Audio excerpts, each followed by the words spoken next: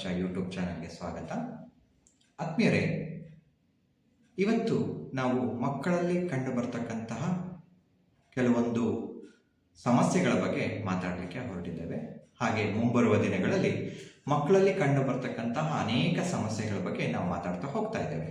ಅದರಲ್ಲಿ ಬಹಳ ಮುಖ್ಯವಾಗಿ ನಾವಿವತ್ತು ಮಕ್ಕಳಲ್ಲಿನ ಕಲಿಕಾ ಸಮಸ್ಯೆಗಳ ಬಗ್ಗೆ ಮಾತಾಡ್ತಾ ಇದ್ದೇವೆ. ಹೌದು, ಮಕ್ಕಳಲ್ಲಿ ಅನೇಕ ರೀತಿಯಾದಂತಹ ಸಮಸ್ಯೆಗಳಿದ್ದಾವೆ. ಅದರಲ್ಲಿ ಬಹಳ ಮುಖ್ಯವಾಗಿ ಕಲಿಕಾ ಸಮಸ್ಯೆ ಕೂಡ ಒಂದು. ಏನು ಕಲಿಕಾ ಸಮಸ್ಯೆ ಅಂತಂದರೆ, ನಾವು ಅದನ್ನು ಲರ್ನಿಂಗ್ ಡಿಸಬಿಲಿಟಿ ಅಂತ ಕೂಡ ಕರಿತೀವಿ, ಅಥವಾ ಸ್ಲೋ ಲರ್ನರ್ಸ್ ಅಂತ ಕೂಡ ನಾವು ಕರಿತೀವಿ. ಹೀಗೆ ಅನೇಕ ಒಂದು ಪದಗಳಿಂದ ನಾವು ಅದನ್ನು ಅನೇಕ ಹೆಸರಿನಿಂದ ಕರಿತಾ ಹೋಗ್ತೀವಿ.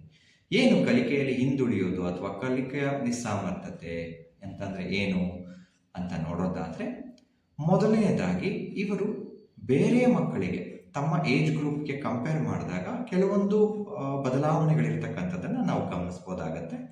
ಹಾಗಾಗಿ ಏನೆಲ್ಲ ಲಕ್ಷಣಗಳಿರ್ತವೆ ಅನ್ನೋದನ್ನು ನಾವು ಅದನ್ನು ಸರಿಯಾದ ರೀತಿಯಲ್ಲಿ ಗಮನಿಸಿದ್ರೆ ಖಂಡಿತವಾಗಿಯೂ ಅವರಲ್ಲಿ ಗುಣಾತ್ಮಕ ಬದಲಾವಣೆಗಳನ್ನು ತರ್ಬೋದು. ಹಾಗಾಗಿ ಹೇಗಿರ್ತಾರೆ ಕಲಿಕಾ ನಿಸ್ಸಾಮರ್ಥ್ಯತೆ ಹೊಂದಿರೋರು ಅಂತ ನೋಡೋದಾದರೆ, ಬೇರೆ ಚಟುವಟಿಕೆಗಳಲ್ಲಿ ಆಸಕ್ತಿ ಇರ್ತದೆ, ಆದರೆ ಓದುವ ವಿಚಾರಗಳಿಗೆ ಸಂಬಂಧಪಟ್ಟಂತಹ ಯಾವುದೇ ಚಟುವಟಿಕೆಗಳಲ್ಲಿ ಆಸಕ್ತಿಹೀನರಾಗಿರ್ತಾರೆ. ಹಾಗೆ ಬೇರೆ ವಿಚಾರಗಳಲ್ಲಿ ನೆನಪಿನ ಶಕ್ತಿ ತುಂಬ ಚೆನ್ನಾಗಿರುತ್ತೆ, ಆದರೆ ಓದುವ ವಿಚಾರ ಅಂತ ಬಂದಾಗ ಓದುವುದನ್ನು ಬೇಗ ಮರ್ತೋಗ್ತಾರೆ. ಬಹುಶಃ ನೀವು ಗಮನಿಸಿರ್ತೀರಿ, ಕೆಲವು ಪೋಷಕರು ಮನೆಯಲ್ಲಿ ಪ್ರಾಕ್ಟೀಸ್ ಮಾಡಿಸಿದಾಗ ಮಕ್ಕಳು ಹೇಳ್ತಾರೆ, ಆದರೆ ಸ್ಕೂಲ್ಸಲ್ಲಿ ಹೋಗಿ ಬರೆಯೋದಕ್ಕೆ ತುಂಬ ಸಮಸ್ಯೆ ಆಗಿರುತ್ತೆ. ಹಾಗೆ ಬೆರಳುಗಳ ಸಮಾಯೋಜನೆ ಸರಿಯಾಗಿರೋದಿಲ್ಲ, ಅಂದರೆ ಬರೀಬೇಕಾದ್ರೆ ಅವರಲ್ಲಿ ತುಂಬ ಕೈ ಪೇಯ್ನ್ ಅಂತ ಹೇಳುವಂಥದ್ದು ಇರ್ಬೋದು, ಅಥವಾ ಬರವಣಿಗೆ ಆಸಕ್ತಿನೇ ಇಲ್ಲದೆ ಇರುವಂಥದ್ದು ಇರ್ಬೋದು. ಹಾಗೆ ಬರೆಯೋದ್ರಲ್ಲಿ ಅನೇಕ ತಪ್ಪುಗಳನ್ನು ಮಾಡ್ತಕ್ಕಂಥದ್ದು, ಸ್ಪೆಲ್ಲಿಂಗ್ ಮಿಸ್ಟೇಕ್ಸ್ ಮಾಡುವಂಥದ್ದು. ಹಾಗೆ ಕೆಲವೊಂದು ಪದಗಳನ್ನು ಉಲ್ಟಾ ಬರೆಯುವಂಥದ್ದು. ಬಹುಶಃ ನೀವು ಗಮನಿಸಿರ್ತೀರಿ, ಬಿ ಮತ್ತು ಡಿ ಕನ್ಫ್ಯೂಷನ್ಸ್ ಇರ್ಬೋದು, 6 ಮತ್ತು 9 ಉಲ್ಟಾ ಬರೆಯುವಂಥದ್ದನ್ನು ನಾವು ಕೂಡ ನೋಡಿರ್ತೀವಿ.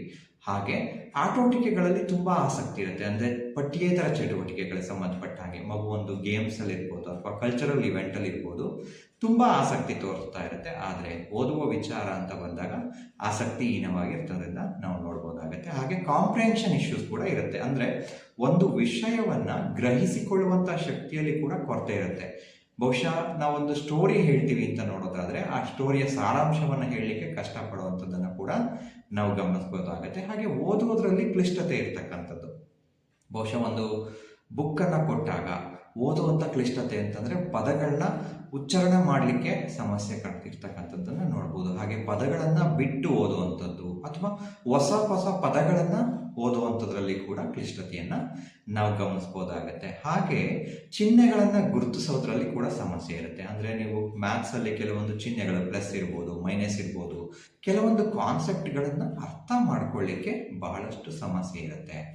ಚಿಹ್ನೆಗಳನ್ನು ಗುರುತಿಸುವಂಥದ್ದು ಇರ್ಬೋದು, ಬರೆಯುವಂಥದ್ರಲ್ಲೂ ಕೂಡ ಸಮಸ್ಯೆ ಇರೋದನ್ನು ನಾವು ಗಮನಿಸ್ತಾ ಹೋಗ್ಬೋದು. ಬೆರಳುಗಳ ಸಮಾಯೋಜನೆ ಮತ್ತು ಐ ಹ್ಯಾಂಡ್ ಕೋಆರ್ಡಿನೇಷನ್, ನೋಡಿದ್ದನ್ನು ಕಾಪಿ ಮಾಡಲಿಕ್ಕೂ ಎಷ್ಟೋ ಮಕ್ಕಳು ತುಂಬ ಕಷ್ಟಪಡ್ತಿರ್ತಾರೆ. ಬಹುಶಃ ನೀವು ಕೆಲವರು ನೋಡಿರ್ತೀರಿ, ಬೋರ್ಡ್ ಮೇಲೆ ಟೀಚರ್ಸ್ ಬರೆದಿರ್ತಾರೆ, ಆದರೆ ಬರೆದಿದ್ದನ್ನು ಕಾಪಿ ಮಾಡಲಿಕ್ಕೂ ಕೂಡ ತುಂಬ ಕಷ್ಟಪಡುವಂತಹ ಮಕ್ಕಳನ್ನು ನಾವು ತುಂಬ ಜನಗಳನ್ನು ನೋಡಿರ್ತೀವಿ.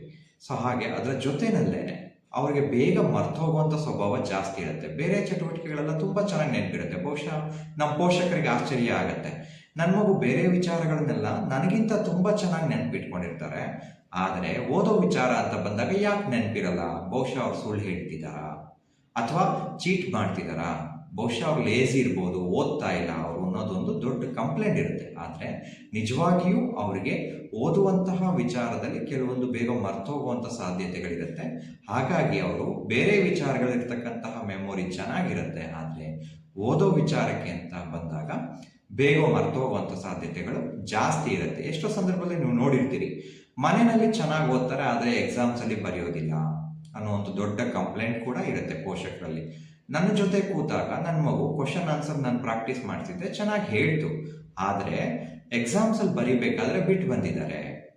ದುಡುಕು ಸ್ವಭಾವನೂ ಕೂಡ ನಾವು ನೋಡಿರ್ತೇವೆ. ಎಷ್ಟೋ ಸಂದರ್ಭದಲ್ಲಿ ಉತ್ತರ ಗೊತ್ತಿರುತ್ತೆ, ಆದರೆ ಬಿಟ್ಟು ಬಂದಿರುವಂಥದ್ದು. ಹಾಗೆ ಹಠ, ಕೋಪ ಜಾಸ್ತಿ ಇರ್ತಕ್ಕಂತಹ ಮಕ್ಕಳ ಲಕ್ಷಣಗಳನ್ನು ಕೂಡ ನಾವು ನೋಡ್ಬೋದು.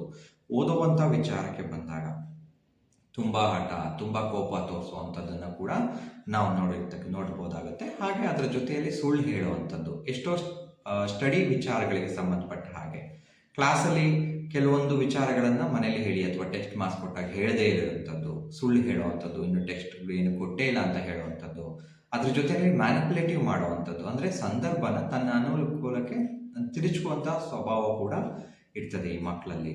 ಸೊ ಹೀಗೆ ಕಲಿಕೆಯಲ್ಲಿ ಅನೇಕ ಸಮಸ್ಯೆಗಳನ್ನು ಈ ಮಕ್ಕಳು ಎದುರಿಸ್ತಾ ಇರ್ತಾರೆ. ಕಾರಣ ಅಂತ ನೋಡೋದಾದ್ರೆ ಅನೇಕ ಕಾರಣಗಳಿದ್ದಾವೆ. ಜೆನೆಟಿಕ್ ಫ್ಯಾಕ್ಟರ್ಸ್ ಇರ್ಬೋದು, ಹಾಗೆ ಮಗುವಿನಲ್ಲಿ ಪ್ರೆಗ್ನೆನ್ಸಿ ಟೈಮಲ್ಲಿ ಆದಂತಹ ಸಮಸ್ಯೆಗಳಿರ್ಬೋದು, ಹಾಗೆ ಬೆಳವಣಿಗೆಯಲ್ಲಾದಂತಹ ಕುಂಠಿತತೆ ಇರ್ಬೋದು. ಬಹಳಷ್ಟು ಮಕ್ಕಳಲ್ಲಿ ನೀವು ನೋಡಿರ್ತೀರಿ ಸ್ನೇಹಿತರೆ, ಬೆಳವಣಿಗೆ ಅಂತ ಬಂದಾಗ, ಮೈಲ್ ಸ್ಟೋನ್ಸ್ ಅಂತ ಬಂದಾಗ ನಿಧಾನಗತಿಯ ಬೆಳವಣಿಗೆ ಇರ್ತಕ್ಕಂಥ ಮಕ್ಕಳು ಕೂಡ ಈ ಒಂದು ಡಿಫಿಕಲ್ಟೀಸ್ ಬರಲಿಕ್ಕೆ ಸಾಧ್ಯತೆ ಆಗುತ್ತೆ. ಮತ್ತು ಪ್ರೆಗ್ನೆನ್ಸಿಲಾಗುವಂಥ ಅನೇಕ ಸಮಸ್ಯೆಗಳು, ಕೆಲವೊಂದು ಮಕ್ಕಳಲ್ಲಿ ಪ್ರೀಮೆಚ್ಯೂರ್ ಬೇಬಿ ಆಗಿರುತ್ತೆ, ಅಂದರೆ 9 ತಿಂಗಳಿಗಿಂತ ಮುಂಚೆನೇ ಡೆಲಿವರಿ ಆಗಿರುತ್ತೆ, ಅಂಥ ಮಕ್ಕಳಲ್ಲೂ ಕೂಡ ಕಾಣೋ ಸಾಧ್ಯತೆಗಳಿರುತ್ತೆ. ಹಾಗೆ ತುಂಬ ಜೆನೆಟಿಕ್ ಇಶ್ಯೂಸ್ ಇದ್ದಾಗ ತಂದೆಗೋ ತಾಯಿಗೋ ಅಥವಾ ತಮ್ಮ ಹತ್ತಿರದ ಸಂಬಂಧಿಕರಲ್ಲಿ ಇರ್ತಕ್ಕಂಥ ಸಮಸ್ಯೆಗಳು ಮಗುವಿನಲ್ಲಿ ಬರುವಂಥ ಸಾಧ್ಯತೆಗಳು ಜಾಸ್ತಿ ಇರುತ್ತೆ. ಹಾಗೆ ಹುಟ್ಟಿನಲ್ಲಾದಂಥ ಸಮಸ್ಯೆಗಳು, ಕೆಲವೊಂದು ಅರ್ಲಿ ಪ್ರೆಗ್ನೆನ್ಸಿ ಡೆಲಿವರಿ ಆದಾಗ ಆಗುವಂಥ ಕೆಲವೊಂದು ಸಮಸ್ಯೆಗಳು, ನ್ಯೂರೋಕೆಮಿಕಲ್ ಚೇಂಜಸ್ ಇರುವಂಥದ್ದು ಆಗಿರ್ಬೋದು. ಹಾಗೆ ಕೆಲವೊಂದು ಹುಟ್ಟಿದ ನಂತರ ಆಗುವಂಥ ಸಮಸ್ಯೆಗಳು, ಹೆಡ್ ಇಂಜುರಿ ಇರ್ಬೋದು, ಅಥವಾ ಕೆಲವು ಮಕ್ಕಳಲ್ಲಿ ಆಗುವಂಥ ಫಿಟ್ಸ್ ಬರುವಂಥದ್ದು, ಸೀಜರ್ಸ್ ಅಂತ ಕರಿತೀವಿ, ಆ ಸೀಜರ್ಸ್ ಇರ್ಬೋದು. ಸೊ ಹೀಗೆ ಅನೇಕ ಕಾರಣಗಳಿಂದ ಈ ಒಂದು ಕಲಿಕಾ ಸಮಸ್ಯೆ ಬರುವಂಥ ಸಾಧ್ಯತೆಗಳಿರ್ತದೆ. ಆದರೆ ಈ ಕಲಿಕಾ ಸಮಸ್ಯೆಗಳನ್ನು ನಾವು ಅರ್ಥ ಮಾಡ್ಕೊಳ್ಳದೆ ನಾವು ಏನು ಮಾಡ್ತಾ ಹೋಗ್ತೀವಿ, ಮಕ್ಕಳ ಮೇಲೆ ಒತ್ತಡ ಹೇರ್ತಾ ಹೋಗ್ತೀವಿ. ಆ ಒತ್ತಡ ಹೇರೋ ಕಾರಣದಿಂದಾಗಿ ಏನಾಗ್ತಾ ಹೋಗುತ್ತೆ, ಮುಂಬರುವ ದಿನಗಳಲ್ಲಿ ಮಕ್ಕಳಲ್ಲಿ ಅನೇಕ ರೀತಿಯಾದಂಥ ವರ್ತನಾತ್ಮಕ ಮತ್ತು ಸಂವೇಗಾತ್ಮಕ ಸಮಸ್ಯೆಗಳು ಕೂಡ ಬರಲಿಕ್ಕೆ ಕಾರಣ ಆಗ್ತದೆ. ಏನು ಸಂವೇಗಾತ್ಮಕ ಅಂದರೆ ನೋಡಿರ್ಬೋದು ನೀವು, ಕೆಲವು ಮಕ್ಕಳಲ್ಲಿ ದೊಡ್ಡವರಾಗಿರ್ತಾರೆ ಆದರೂ ಕೂಡ ಯೂರಿನ್ ಪಾಸ್ ಮಾಡ್ಕೊಳ್ತಾರೆ ಮಲಗಿದ್ದಾಗ, ಬೆಡ್ ವೆಟ್ಟಿಂಗ್ ಮಾಡ್ಕೊಳ್ತಾರೆ. ಕೆಲವು ಮಕ್ಕಳಲ್ಲಿ ಅವರು ಸಾಯಿಲಿಂಗ್ ಮಾಡಿಕೊಂಡ್ರು ಕೂಡ ಗೊತ್ತಾಗಿರೋದಿಲ್ಲ, ಪಕ್ಕದ ಮಕ್ಕಳು ಹೇಳ್ತಾರೆ, ಅಂದರೆ ನೀನು ಸ್ಮೆಲ್ ಬರ್ತಾ ಇದೆ, ಹೋಗಿ ಟಾಯ್ಲೆಟ್ ಹೋಗಿ ಅಂತ. ಸೊ ಅಷ್ಟು ಮಟ್ಟಿಗೆ ಅವರು ಎಮೋಷ್ನಲಿ ಡಿಸ್ಟರ್ಬ್ ಆಗಿರ್ತಾರೆ, ಯಾರ ಜೊತೆನೂ ಸೇರದೇ ಇರುವಂಥದ್ದು, ಪಠ್ಯ ಚಟುವಟಿಕೆಗಳು ಬಂದಾಗ ಎಲ್ಲರಿಂದ ದೂರ ಉಳಿಯುವಂಥದ್ದು, ಕುಂಟನಪ್ಪಗಳನ್ನ ಹೇಳ್ಕೊಂಡು ಅದನ್ನು ಅವಾಯ್ಡ್ ಮಾಡುವಂಥದ್ದು, ಮತ್ತು ವರ್ತನಾತ್ಮಕ ಸಮಸ್ಯೆ ಅಂತ ಬಂದಾಗ ತುಂಬ ಕೋಪ ತೋರಿಸುವಂಥದ್ದು, ಹಾಗೆ ಸುಳ್ಳು ಹೇಳುವಂಥದ್ದು, ಮ್ಯಾನಿಪುಲೇಟ್ ಮಾಡುವಂಥದ್ದು, ಈ ರೀತಿಯಾಗಿ ಅನೇಕ ವರ್ತನಾತ್ಮಕ ಮತ್ತು ಸಂವೇಗಾತ್ಮಕ ಸಮಸ್ಯೆಗಳಿಗೆ ಕೂಡ ಕಲಿಕಾ ಸಮಸ್ಯೆಗಳು ಕಾರಣ ಆಗ್ತಿದ್ದಾವೆ. ಸೊ ಹಾಗಾಗಿ ಸ್ನೇಹಿತರೆ, ಕಲಿಕಾ ಸಮಸ್ಯೆಗಳನ್ನು ನಾವು ಸರಿಯಾದ ರೀತಿಯಲ್ಲಿ ಅರ್ಥ ಮಾಡಿಕೊಳ್ಳುವಂಥ ಅವಶ್ಯಕತೆ ಇದೆ. ಸೊ ಹಾಗಾಗಿ ಈ ಕಲಿಕಾ ಸಮಸ್ಯೆಗಳನ್ನು ಬಹಳ ಮುಖ್ಯವಾಗಿ ನಾವು 3 ಭಾಗಗಳಾಗಿ ವಿಂಗಡಣೆ ಮಾಡ್ತಾ ಹೋಗ್ತೀವಿ. ಮೊದಲನೇದಾಗಿ ನೋಡೋದಾದರೆ ಡಿಸ್ಲೆಕ್ಸಿಯಾ ಅಂತ ಹೇಳಿ ಕರಿತೀವಿ, ಎರಡನೆಯದು ಡಿಸ್ಗ್ರಾಫಿಯಾ, ಮೂರನೆಯದು ಡಿಸ್ಕ್ಯಾಲಿಕ್ಲಿಯಾ. ಈ ಏನು ಡಿಸ್ಲೆಕ್ಸಿಯಾ, ಡಿಸ್ಕ್ಯಾಲಿಕ್ಲಿಯಾ ಮತ್ತು ಡಿಸ್ಗ್ರಾಫಿಯಾ ಅಂತ ನೋಡೋದನ್ನು ಮುಂಬರುವ ವಿಡಿಯೋಗಳಲ್ಲಿ ನಾವು ಇದರ ಬಗ್ಗೆ ಹೆಚ್ಚಿನ ಮಾಹಿತಿಯನ್ನು ನೀಡ್ತಾ ಹೋಗ್ತೇವೆ. ಹಾಗೆ ಈ ರೀತಿಯ ಕಲಿಕಾ ನಿಸ್ಸಾಮರ್ಥ್ಯತೆ ಇರುವಂತಹ ಮಕ್ಕಳನ್ನು ನಾವು ಗುರುತಿಸಿದ ನಂತರ ಪೋಷಕರಾಗಿ ನಾವೆಲ್ಲ ಏನು ಮಾಡ್ಬೋದು, ಮತ್ತು ಶಿಕ್ಷಕರು ಏನು ಮಾಡ್ಬೋದು, ಮತ್ತು ಯಾವೆಲ್ಲ ಹಂತದಲ್ಲಿ ಇವರಿಗೆ ಸಹಾಯದ ಅವಶ್ಯಕತೆ ಇರುತ್ತೆ ಅನ್ನೋದನ್ನು ನಾವು ಮುಂಬರುವ ವಿಡಿಯೋಗಳಲ್ಲಿ ಮಾತಾಡ್ತಾ ಹೋಗ್ತೇವೆ. ಅಲ್ಲಿವರೆಗೆ ದಯಮಾಡಿ ನಮ್ಮ ಯೂಟ್ಯೂಬ್ ಚಾನಲ್ನ ಸಬ್ಸ್ಕ್ರೈಬ್ ಮಾಡಿ, ಶೇರ್ ಮಾಡಿ. ಮುಂಬರುವ ದಿನಗಳಲ್ಲಿ ಇನ್ನೂ ಹೆಚ್ಚಿನ ಮಾಹಿತಿಯನ್ನು ನಿಮ್ಮ ಮುಂದೆ ಶೇರ್ ಮಾಡ್ತೀವಿ ಅಂತ ಹೇಳ್ತಾ ಇವತ್ತಿನ ಈ ವಿಡಿಯೋವನ್ನು ಎಂಡ್ ಮಾಡ್ತಾ ಇದ್ದೇವೆ. ಧನ್ಯವಾದಗಳು.